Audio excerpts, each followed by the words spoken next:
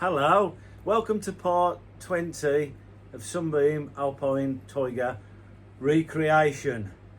Now we've got on with the rear now, all that's sorted. We've got a few more things what I'm going to sort out. I'm rearranging the front as well. This is going to come up shortly in another episode. Now I've purchased a spit roast, as many people may call them. It's like a rotisserie. So as I've made the front mounts exclusively for the Alpine. So as, we've got a box section what goes in there, which I'll show you on the next episode.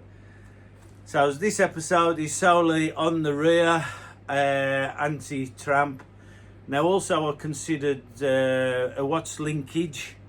Obviously before I was thinking about using the anti-tramp bars. Now also the sway bar, what I said, which the correct name for that is panhard rod. We're not going to bother with that now. I don't think it's necessary for what I'm going to be using these for anyway, not any serious track days or anything like that. So as the anti-tramp bars will be due, obviously they'll sort out bunny hopping, traffic light starts, as I do like to do when you've got a little bit of power under the foot. So enjoy this episode, and once again, thanks for watching. Bye. We've got the anti-tramp bars as best as we can.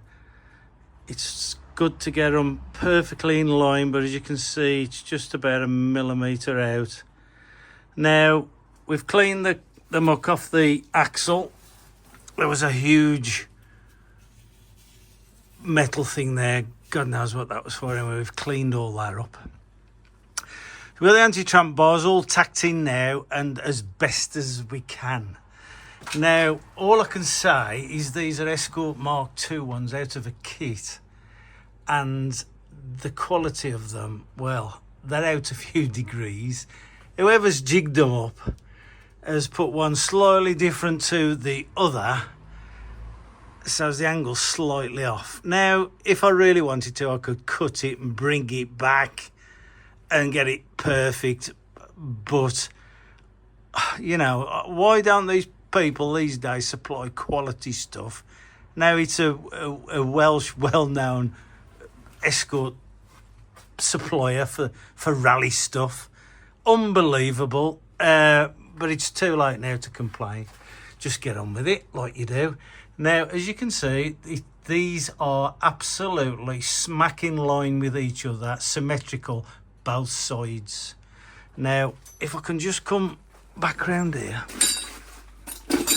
Oh, there's that much muck on the floor, it's unbelievable. You just don't need to clean up. Now, they are bang on. Measurements are absolutely bang on. Now, if you can see, they are quite a decent fit. Now, I can fully weld it all, but I need to put some additional plates in, and I'll show you why. Now, as you can see, the back of the chassis there is all open. Now I don't like that. So I'm going to come down with a nice little bit of a 3mm plate right down to there. So as there's a weak spot there as well. So we're going to cover that up and come to there, a nice plate. And then what I'm going to do is just radius the edges off there, because somebody sometime down the line is going to bang the fucking hand on them or something, or the head, like I have been doing. So that solves that problem. They're all tacked in. The axle's stripped off with this brake pipe. Now what we've got to do now is concentrate which side we're going to put the crossover bar or stability bar, whatever you want to call that.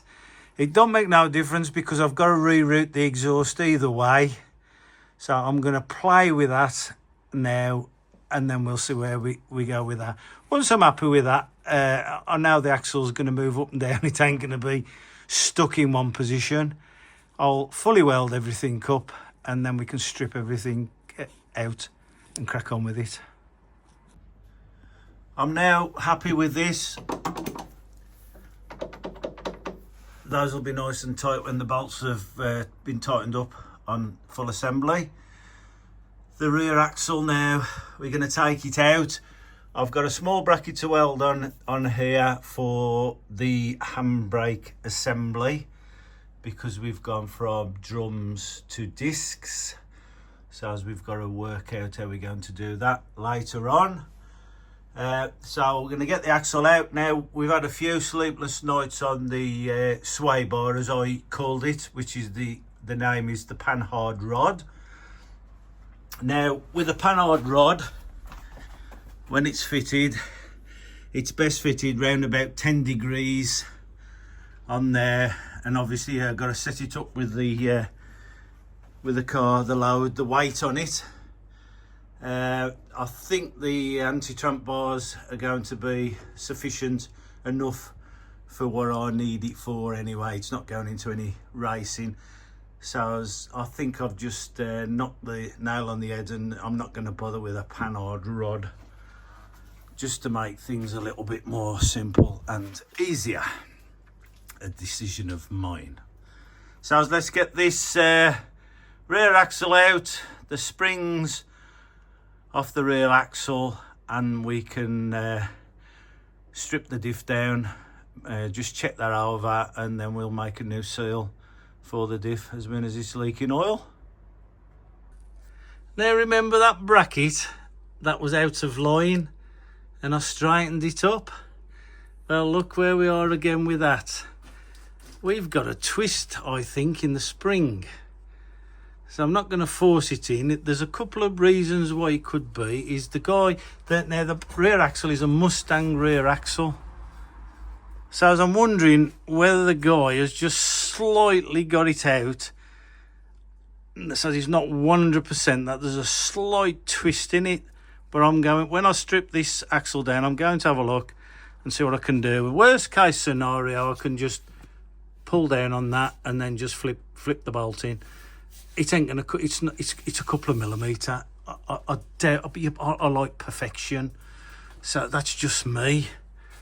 But I will look at this because there's all sorts of things gone on shortening or whatever. But he has put his own saddles on there, so as what I'm wondering, I shall put the lasers on them, put the laser level on them when I get the axle upside down, and we'll have a look to see if they're out.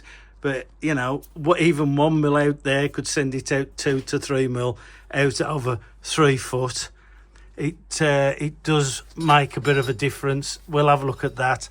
But as it's going so far, I'm quite pleased with it. Yeah, so that's quite good. I'm happy with that now. A little sneak preview into the rotisserie modifications. We've done these here, which will fit into the front of the Alpine and also the rear. We're going to shorten those now and do it. Now, as I've shown you before, I am not happy with rotating my car on those puny little welds each side of the tube. So what we're going to do, we're just going to infill this and weld something on there that'll sort that out. Anyway, that's a little bit of a sneak preview on what we're doing with the rotisserie. This should all be revealed on part 21. Well, that's the axle out. Let's get the engine out now. Now we've done that, we can get that in the welding shop and get all the bits what we want welding on, and then we can get it stripped out. On to the next.